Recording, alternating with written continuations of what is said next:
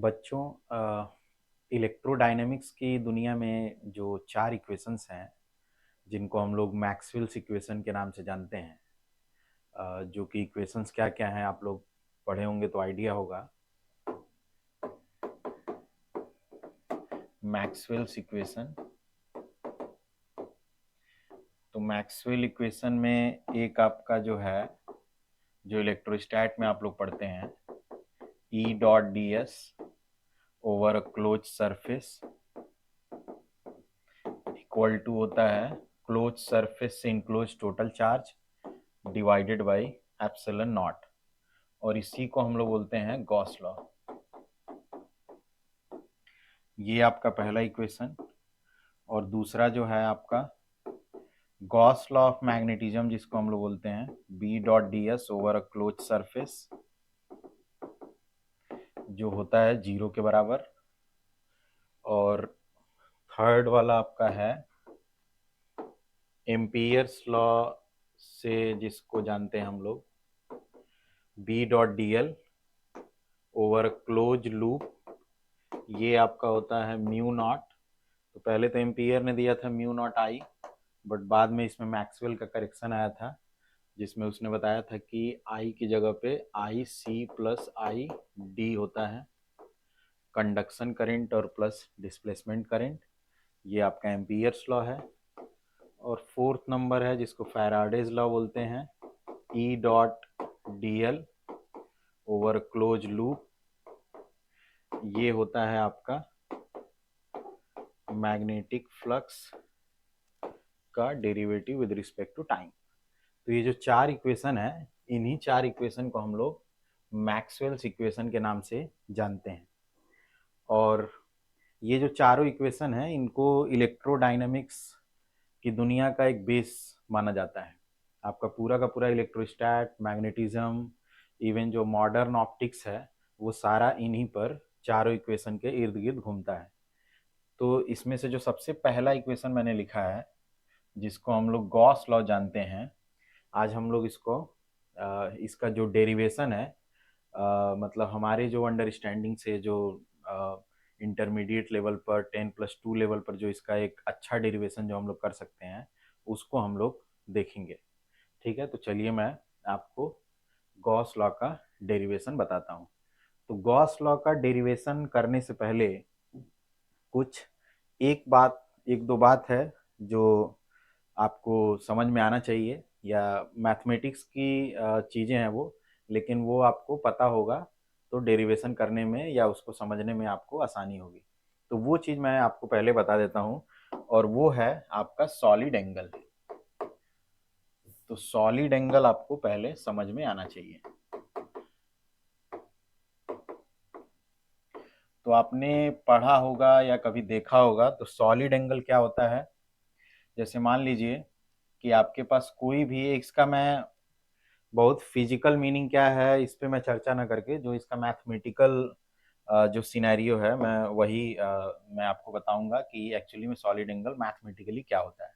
तो सपोज करिए कि आपके पास कोई एक सरफेस है, और एक आपके पास पॉइंट है ओ। इस सरफेस पे आपने एक छोटा सा, अगर आप इस सरफेस का टोटल सॉलिड एंगल इस पॉइंट ओ पर जानना चाहते हैं, तो उसको आप कैसे जान सकते हैं। तो बाई मैथमेटिकल डिफिनीशन, मान लीजिए ये जो सरफेस है, इस पे मैंने एक छोटा सा कोई एलिमेंट लिया, सरफेस एलिमेंट, एक छोटा सा सरफेस एलिमेंट लिया। और मान लो कि इसका जो मैंने इस छोटे से सरफेस एलिमेंट का जो एरिया लिया, वो ds ले लिया। तो ये जो मेरा एलिमेंट है, छोटा सा सरफेस एलिमेंट, इसकी कुछ ना कुछ दूरी होगी पॉइंट ओ से। मान लीजिए कि मैं इस दूरी को क्या बोल दे रहा हूँ, r। और ये जो हमारा सरफेस एलिमेंट है, इस सरफेस एलिमेंट के परपेंडिकुलर एक कोई डायरेक्शन होगा। देखिए ये सरफेस एलिमेंट बहुत छोटा है, आपको दिखे इसलिए मैंने इसको थोड़ा सा इतना बड़ा बनाया, एक्चुअली में ये बहुत ही ज़्यादा छोटा है। आप ये मान सकते हैं कि एक पॉइंट के बराबर है ये। ठीक है, तो उस सरफेस के परपेंडिकुलर एक डायरेक्शन होगा, और वो जो डायरेक्शन होता है उसी को हम लोग डायरेक्शन ऑफ सरफेस बोलते हैं। और ये जो आपका ds है एरिया, इसको हम लोग वेक्टर फॉर्म में लिख सकते हैं। तो इसको हम लोग लिखेंगे ds, वेक्टर ds। उसकी हालांकि हमें जरूरत नहीं पड़ेगी। और ये जो ओ पॉइंट है, इसको जहाँ पे आपने सरफेस एलिमेंट लिया है उसको ज्वाइन करके आप एक स्ट्रेट लाइन एक ड्रॉ कर सकते हैं। तो ओ पॉइंट को सरफेस एलिमेंट जहाँ पे है उसको ज्वाइन करके जो आपने स्ट्रेट लाइन ड्रॉ किया है वो भी एक डायरेक्शन है, और एक डायरेक्शन है जो इस सरफेस एलिमेंट है उसके परपेंडिकुलर वाला डायरेक्शन। और इन दोनों डायरेक्शन के बीच में कुछ ना कुछ एक एंगल बनेगा, बन सकता है। मान लीजिए कि वो एंगल क्या है, थीटा है। तो यहाँ पे बाय डेफिनेशन जो ये छोटा सा सरफेस एलिमेंट है ds, इसका जो सॉलिड एंगल होगा एट पॉइंट ओ, मतलब solid angle of ds at point O, ये जो होता है बाय डेफिनेशन ये आपका हो जाएगा ds cos of angle between ये दोनों direction divided by r square, यानी कि इस पॉइंट ओ से इस जो सरफेस एलिमेंट है उसकी दूरी का स्क्वायर। तो अगर मुझे मान लीजिए कि टोटल सॉलिड एंगल चाहिए, अगर मुझे टोटल सॉलिड एंगल चाहिए at point O due to पूरे सरफेस से, अगर पूरे सरफेस से मुझे टोटल सॉलिड एंगल चाहिए तो उस केस में क्या करना पड़ेगा मुझे, मतलब अगर ये पूरे सरफेस से टोटल सॉलिड एंगल चाहिए तो ये वाला जो टर्म आया है एक स्मॉल सरफेस एलिमेंट से सॉलिड एंगल, उसको हमें पूरे सरफेस पे इंटीग्रेट करना पड़ेगा, इसको पूरे सरफेस पे हमें इंटीग्रेट करना पड़ेगा। तो इस तरह से हमें पूरे सरफेस का इस पॉइंट ओ पर सॉलिड एंगल हमको मिल जाएगा। अब यहाँ पे एक छोटा सा चीज है सॉलिड एंगल के बारे में, जो आपको, जिसका हम डेरिवेशन नहीं कर रहे हैं, उसको चूंकि हमें यूज करना है, मैथमेटिक्स की चीज है, तो वो मैं बस आपको बता रहा हूं। अगर सपोज करिए कि कोई क्लोज सरफेस है, ये आपका जो है क्लोज्ड सरफेस है। अब क्लोज्ड सरफेस है तो कोई जरूरी नहीं है कि क्लोज सरफेस केवल सॉलिड कर रहा हूं मैं, मतलब स्फेरिकल सरफेस ही होगा। वो स्फेरिकल सरफेस के अलावा किसी भी शेप का सरफेस हो सकता है, बस मान लीजिए कि क्या है, क्लोज सरफेस है। तो अगर कोई क्लोज सरफेस होता है और इस क्लोज सरफेस के अंदर अगर मान लीजिए आपने कोई पॉइंट ओ ले लिया, तो इस केस में जो इस पूरे सरफेस का सॉलिड एंगल ऊपर होगा, मतलब जो टोटल जो सॉलिड एंगल होगा by the closed surface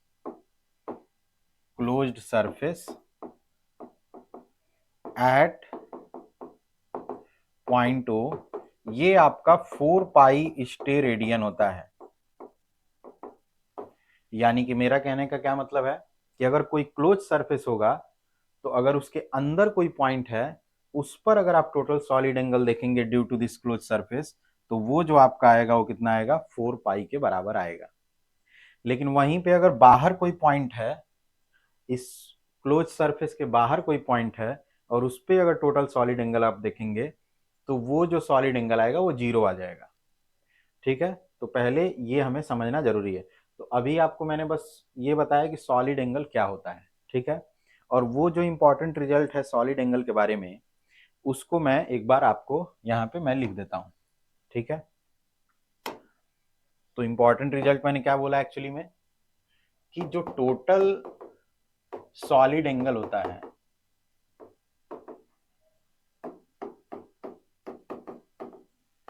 total solid angle subtended by a closed surface at a point inside the surface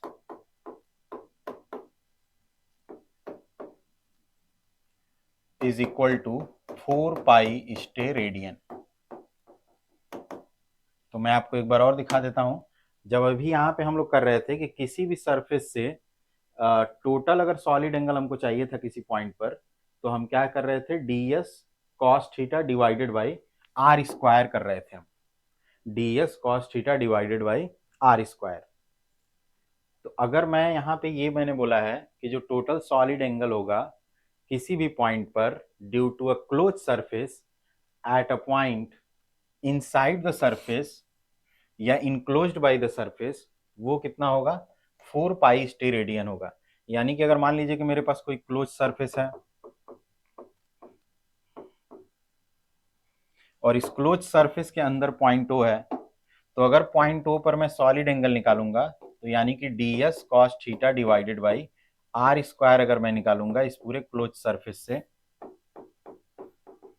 तो ये वैल्यू जो मेरी आने वाली है वो कितनी आने वाली है, 4 पाई आने वाली। यही वो इंपॉर्टेंट रिजल्ट है जो हमें यूज करना है, क्योंकि d s cos theta divided by r square ये एक छोटे से सरफेस के एक छोटे से एलिमेंट की वजह से ओ पर सॉलिड एंगल होगा, और पूरे सरफेस पे जब इंटीग्रेट करेंगे तो टोटल सॉलिड एंगल आएगा। तो वो जो टोटल सॉलिड एंगल आता है वो कितना आता है, 4 पाई आता है। लेकिन अगर मान लीजिए कि मेरा जो सरफेस है, मेरा जो पॉइंट है जहां पे मैं सॉलिड एंगल देखना चाहता हूं, अगर वो इस सरफेस के बाहर रहा, तो उस केस में क्लोज सरफेस से जो टोटल सॉलिड एंगल होगा वो 0 होगा। यानी कि जो टोटल सॉलिड एंगल होगा, total solid angle subtended bye a closed surface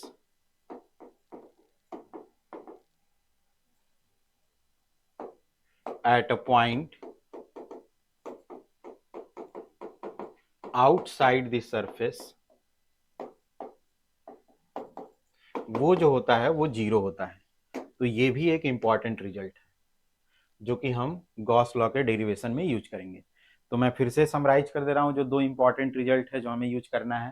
पहला इंपॉर्टेंट रिजल्ट ये है कि जो टोटल सॉलिड एंगल होता है किसी क्लोज सरफेस से eight a point inside the close surface, वो आपका 4 पाई स्टेरेडियन के बराबर होता है। और total solid angle due to a close surface at a point outside the close surface, वो जो आपका होता है वो 0 होता है। ठीक है, यानी कि मैं अगर ये बात मैं बोलूं कि ये जो क्लोज सरफेस है इसके अंदर ओ पॉइंट है और मान लीजिए कि इसके बाहर एक कोई पॉइंट पी है, तो ओ पर इस सरफेस के वजह से जो सॉलिड एंगल आएगा वो 4 पाई आएगा। बट इस सरफेस के वजह से पी पर जो सॉलिड एंगल आएगा वो आपका 0 आएगा, क्योंकि पी जो है इस सरफेस के बाहर है। यानी कि ये वाला जो इंटीग्रेशन है, अगर ओ के लिए कर रहे हैं तो उसकी वैल्यू 4 पाई आएगी, और इस वाले इंटीग्रेशन की वैल्यू फॉर पॉइंट पी जो करेंगे तो वो क्या आ जाएगा, 0 आ जाएगा। ठीक है, तो ये आपको समझ में आ गया होगा मेरे ख्याल से। और इसी दो इंपॉर्टेंट रिजल्ट को हम लोग गॉस लॉ के डेरिवेशन में यूज करने वाले हैं।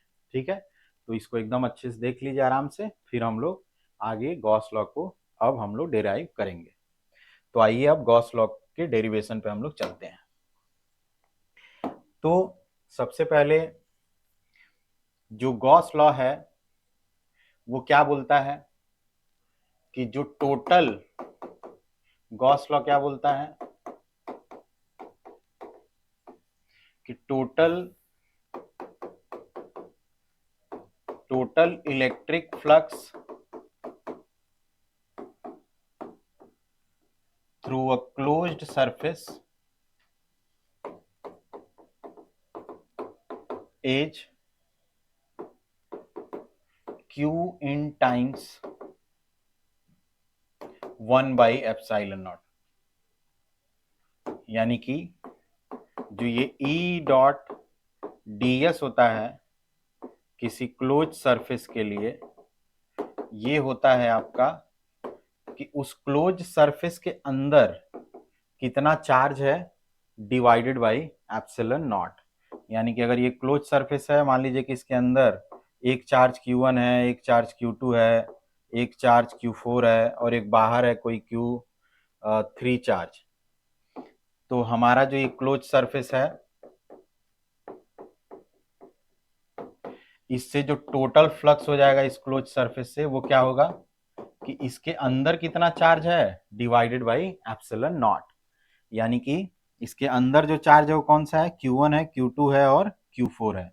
तो हमारा जो टोटल चार्ज अंदर वाला हो जाएगा वो Q1 हो जाएगा प्लस Q2 हो जाएगा और प्लस Q4 हो जाएगा डिवाइडेड बाई एप्सिलॉन नॉट। ये Q3 नहीं आएगा इस Qn में, क्योंकि Q3 जो है वो इस क्लोज सरफेस के बाहर है। तो टोटल फ्लक्स केवल किस पे डिपेंड करेगा, वो केवल और केवल डिपेंड करेगा कि अंदर कितना चार्ज है, बाहर वाले चार्ज से उसका कोई लेना देना नहीं है टोटल फ्लक्स का थ्रू अ क्लोज सरफेस। तो यही हमारा गॉस लॉ होता है, ठीक है। तो इसी को हमें प्रूफ करना है। तो चलिए गॉस लॉ का प्रूफ हम देखते हैं पहले।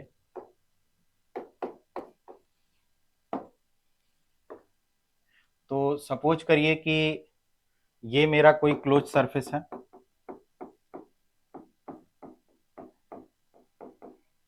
और इस क्लोज सरफेस के अंदर कई सारे चार्ज हैं, Q1 है, Q2 है, Q3 है और इसके बाहर भी चार्ज है। बाहर जो चार्ज है इसके अलावा Q1 Q2 Q3 के अलावा और भी बहुत सारे चार्ज हैं, पॉइंट चार्ज। और बाहर भी पॉइंट चार्ज हैं, जिसमें से मान लीजिए एक को मैं Q1 डैश मान लेता हूँ, कोई एक दूसरा पॉइंट चार्ज है इसको मैं Q2 डैश मान लेता हूँ, ठीक है। इसी तरह से Q4 डैश Q3 डैश होगा, ठीक है। तो ऐसे कई सारे चार्ज हैं। तो अब मैं गॉस लॉ प्रूफ करने में मैं सबसे पहले क्या कर रहा हूँ कि ये जो Q1 वाला चार्ज है इसके वजह से मैं फ्लक्स देखता हूँ कि इस पूरे टोटल सरफेस पे, ये जो हमारा क्लोज सरफेस है, इस क्लोज सरफेस के से टोटल फ्लक्स कितना पास कर रहा है only due to this Q1 charge, ठीक है। तो मैं उसके लिए क्या कर रहा हूँ कि यहाँ पे मैं एक छोटा सा सरफेस एलिमेंट ले रहा हूँ, एक यहाँ पे मैं छोटा सा सरफेस एलिमेंट ले रहा हूँ ds। तो इसका जो डायरेक्शन होगा इस सरफेस एलिमेंट का वो मुझे पता है कि वो किधर होगा, वो इस सरफेस के परपेंडिकुलर होगा। और मान लीजिए कि ये जो सरफेस एलिमेंट आपने लिया है इसकी जो दूरी है चार्ज से वो r है। तो अगर इस Q1 वाले के वजह से मैं इलेक्ट्रिक फील्ड देखूंगा एट दिस पॉइंट जहां पे मैंने सरफेस एलिमेंट लिया है, तो इलेक्ट्रिक फील्ड रेडियली आउटवर्ड होता है चार्ज से, तो इलेक्ट्रिक फील्ड का डायरेक्शन इधर होगा। और इलेक्ट्रिक फील्ड होगा कितना, इलेक्ट्रिक फील्ड होगा आपका के यानी कि 1/4πε0। चार्ज है आपका Q1, हमने स्मॉल लिया है तो मैं स्मॉल ही लिख रहा हूँ, डिवाइडेड बाई इसकी दूरी फ्रॉम दी पॉइंट चार्ज, और वो दूरी हमने कितनी ली है, r ली है, तो उसका स्क्वायर कर लेंगे। ये हो गया हमारा इलेक्ट्रिक फील्ड। और ये वाला जो है सरफेस का डायरेक्शन है, ये सरफेस के परपेंडिकुलर वाला डायरेक्शन है। मान लीजिए कि दोनों के बीच का एंगल जो बन रहा है ये थीटा बन रहा है। तो अब यहां से मैं अगर यहाँ पे जो इलेक्ट्रिक फील्ड का डायरेक्शन है इस सरफेस एलिमेंट पे वो इधर की तरफ है, इसका मैग्नीट्यूड ये है, सरफेस का डायरेक्शन इधर है, दोनों डायरेक्शन के बीच का एंगल कितना है, थीटा है। तो अगर मैं टोटल फ्लक्स देखूं, मैं केवल अगर इस ds एलिमेंट के थ्रू फ्लक्स देखूं, ठीक है, flux through ds element due to charge Q1, तो वो किसके बराबर होगा, तो वो जो इलेक्ट्रिक फ्लक्स का डिफिनीशन होता है उसके अकॉर्डिंग किसके बराबर होता है, वो E D s cos theta के बराबर होता है। तो यहां से जो हमारा ई की वैल्यू आ जाए आई हुई है 1/4πε0 Q1 divided by r square आया हुआ है, और ds तो ds है, कॉस थीटा तो कॉस थीटा है। ये छोटा सा हमारा मान लीजिए कि एक फ्लक्स आया through this small surface element ds due to this charge Q1। अगर मैंने अभी जो इलेक्ट्रिक फ्लक्स फाइंड आउट किया है, ये जो इलेक्ट्रिक फ्लक्स फाइंड आउट किया है ये किया है मैंने इस चार्ज के वजह से only through this small surface area ds। अगर मुझे टोटल फ्लक्स पता करना हो, इस चार्ज से मुझे total flux passing through this close surface पता करना हो, तो हमें क्या करना पड़ेगा, हमें इसको इंटीग्रेट करना पड़ेगा ओवर द क्लोज सरफेस। इस वाली क्वांटिटी को हमें इंटीग्रेट करना पड़ेगा, तब हमारा क्या आएगा, फ्लक्स आएगा इस पूरे सरफेस से इस वाले चार्ज की वजह से। तो ये Q1 चार्ज की वजह से फ्लक्स है, तो मैं इसको मान लीजिए कि φ1 लिख दे रहा हूं। अब इसमें क्या है कि जितने कांस्टेंट हैं उसको बाहर कर लेता हूं मैं, तो Q1 तो भाई कांस्टेंट ही की तरह बिहेव करेगा, तो उसको मैंने बाहर कर लिया। 4 पाई एप्सिलॉन नॉट ये सब कांस्टेंट की तरह बिहेव करेगा, इसको बाहर कर लिया। तो इसके अंदर केवल क्या बचा इंटीग्रेशन में, ds cos theta r square. और ये जो हमारा इंटीग्रेशन है इस पूरे क्लोज सरफेस पे होना है। तो ये वाला जो इंटीग्रेशन है इसको ध्यान से देखिए, वो तो यही वाला इंटीग्रेशन है, और इस इंटीग्रेशन की वैल्यू कितनी आ रही थी, 4 पाई आ रही थी। यानी कि यहां पे भी ये जो पूरा इंटीग्रेशन आपको दिख रहा है, इस पूरे इंटीग्रेशन की वैल्यू कितनी हो जाएगी, इस पूरे इंटीग्रेशन की वैल्यू 4 पाई हो जाएगी। तो मैं इस इंटीग्रेशन की जगह पे ये जो मेरा पूरा इंटीग्रेशन है जिसको सर्कल मैंने किया है, इसकी जगह पे मैं क्या लिख सकता हूं, 4 पाई लिख सकता हूं। तो इसकी जगह मैं 4 पाई लिख दे रहा हूं। तो ये आ गया आपका Q1 divided by 4 pi epsilon naught, और ये पूरा इंटीग्रेशन हमारा हो गया 4 पाई। तो यहाँ 4 पाई से 4 पाई कैंसिल हो गया, और now we have Q1 divided by epsilon naught. तो यहां से जो ये Q1 चार्ज है उसके वजह से इस पूरे सरफेस से जो फ्लक्स पास कर रहा है, जिसको मैंने φ1 से रिप्रेजेंट किया है, वो कितना पास कर रहा है, Q1 divided by epsilon not. इसी तरह से अगर मैं मान लीजिए कि total flux through surface, close surface, अगर मैं देखूं due to Q1 dash charge, Q1 dash charge, तो Q1 डैश वाला जो चार्ज है वो बाहर है, तो वो इस क्लोज सरफेस के बाहर वाले किसी पॉइंट पर है। तो उस वाले के लिए जो इस इंटीग्रेशन की वैल्यू होगी वो जीरो होगी। तो दैट्स वाई टोटल फ्लक्स क्या आ जाएगा, उस वाले की वजह से जीरो आ जाएगा। यानी कि Q1 डैश वाले की वजह से अगर मैं टोटल फ्लक्स देखूं तो क्या आएगा, जीरो आएगा। तो अगर Q1 डैश वाले की वजह से टोटल फ्लक्स जीरो आ रहा है, तो जितने भी चार्ज इस सरफेस के बाहर हैं सबके वजह से क्या आ जाएगा, जीरो ही आ जाएगा। ठीक है। और अगर Q1 वाले के वजह से फ्लक्स आया Q1 बाई एप्सिलॉन नॉट, तो अंदर जितने भी पॉइंट चार्ज हैं, Q2 है, Q3 है, या इसके अलावा जो भी होंगे, उन सब के वजह से जो टोटल इलेक्ट्रिक फ्लक्स आ जाएगा थ्रू द क्लोज सरफेस, वो आपका रिस्पेक्टिवली जैसे Q1 की वजह से Q1 बाई एप्सिलॉन नॉट आया है, इसी तरह से Q2 की वजह से Q2 बाई एप्सिलॉन नॉट आ जाएगा, Q3 की वजह से Q3 एप्सिलॉन नॉट आ जाएगा। ठीक है। तो मैं इस चीज को यहाँ पे दोबारा लिख दे रहा हूं अगले पेज में। तो मैं क्या लिख दूंगा, मैं पहले सबसे पहले तो हमने क्या देखा कि जो टोटल फ्लक्स आया हमारा, वो फिगर क्या था, ये हमारा क्लोज सरफेस था, जिसमें यहाँ पे मैंने Q1 लिया था, यहाँ पे मैंने Q2 लिया था, एक Q4 भी था शायद अंदर, एक बार देख लेते हैं, Q3 ही था। ठीक है। और बाहर हमारा Q1 डैश, Q2 डैश, ये सब था। तो हमने क्या देखा कि Q1 की वजह से जो टोटल फ्लक्स आया क्लोज सरफेस के थ्रू, वो Q1 बाई एप्सिलॉन नॉट आया। तो जो टोटल फ्लक्स आया through closed surface due to Q1, वो कितना आ गया, Q1 बाई एप्सिलॉन नॉट आया। सेम चीज total flux through the close surface due to Q2 देखेंगे तो वो कितना आ जाएगा, Q2 बाई एप्सिलॉन नॉट आ जाएगा। और इसी तरह से बाकियों के लिए भी हो जाएगा। Q3 के लिए भी टोटल फ्लक्स जो हो जाएगा, Q3 के कारण total flux through the close surface, वो Q3 divided by epsilon not आ जाएगा। ठीक है। और बाहर वाले जो पॉइंट हैं, जो टोटल फ्लक्स हमने देखा due two point charges outside the close surface,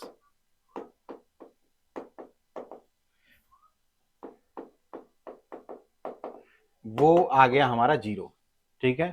तो अंदर वाले के वजह से सबसे आया Q1 की वजह से Q1 by epsilon not, Q2 की वजह से Q2 divided by epsilon not, Q3 divided by epsilon naught, और बाहर वाले जितने पॉइंट हैं सबसे क्या आया, जीरो आया। तो जीरो जीरो जीरो जोड़ेंगे तो टोटल क्या होगा, सारे बाहर वालों से मिलकर क्या हो जाएगा, जीरो हो जाएगा। लेकिन सारे अंदर वालों को अगर जोड़ेंगे, अगर हम टोटल फ्लक्स अब देखेंगे थ्रू द क्लोज्ड सरफेस, तो वो क्या आने वाला है, total flux through the close surface जो आने वाला है, अंदर वाले सारे चार्ज की वजह से फ्लक्स प्लस बाहर वाले सारे चार्ज की वजह से फ्लक्स। तो बाहर वाले चार्ज जितने हैं सबके वजह से क्या है, जीरो है, और अंदर वाले जितने चार्ज हैं उन सबके वजह से फ्लक्स क्या है, तो अंदर वाला एक Q1 है तो उसके वजह से क्या है, Q1 plus Q1 divided by epsilon not. Q2 वाला है तो उसकी वजह से क्या हो गया, Q2 divided by epsilon not. Q3 वाले से कितना हो गया, Q3 divided by epsilon not. ठीक है, इसी तरह से अगर मान लीजिए Q4 भी कोई हो अंदर, तो उसके वजह से Q4 divided by epsilon naught. तो जितने अंदर वाले हैं सबके वजह से फ्लक्स जो है वो जुड़ जाएगा। तो इस तरह से अगर हम देखेंगे तो हमारा जो टोटल फ्लक्स आ गया थ्रू द क्लोज सरफेस, वो क्या आ गया, वो अगर आप यहां से 1/एप्सिलॉन नॉट कॉमन ले लेंगे तो क्या आ जाएगा, Q1 plus Q2 plus Q3 और जितने अंदर वाले चार्ज हैं सबका समेशन। यानी कि मैं यहाँ पे बोल सकता हूं कि जो टोटल फ्लक्स हमारा आ गया क्लोज सरफेस से, वो क्या आ गया, अंदर कितना चार्ज है डिवाइडेड बाई एप्सिलॉन नॉट। और यहाँ पे जो मैंने Q इन लिखा है, ये क्या है, टोटल चार्ज है इनसाइड द क्लोज सरफेस। ये क्या है, टोटल चार्ज है इनसाइड द क्लोज्ड सरफेस, या दूसरे वर्ड में मैं क्या लिख सकता हूं कि total charge enclosed by the close surface. तो यही हमारा गॉस लॉ था कि total flux passing through a close surface is equal to total enclose charge by the surface divided by epsilon naught. तो ये मुझे उम्मीद है कि समझ में आया होगा आपको। ठीक है, इसका पीडीएफ भी मैं जहाँ पे आपको ये वीडियो मिलेगा वहीं पे आपको जो डिस्क्रिप्शन सेक्शन है या कमेंट में कहीं पे भी आपको इसका पीडीएफ भी मिल जाएगा। ठीक है, तो वहाँ से भी आप देख सकते हैं। एक बार और मैं आपको पूरा दिखा देता हूँ कि हमने कैसे कैसे पूरा प्रोसीड किया। सबसे पहले तो मैंने आपको ये बताया कि भाई सॉलिड एंगल क्या होता है।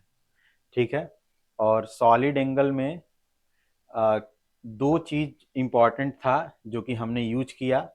ठीक है, जिसमें सबसे इंपॉर्टेंट क्या था कि कोई भी क्लोज सरफेस जो होता है उसके वजह से total solid angle eight a point inside the surface जो होता है वो आपका 4 पाई होता है, और total solid angle due to a close surface somewhere outside the surface जो होना है वो क्या होता है, जीरो होता है। तो ये हमने यूज किया।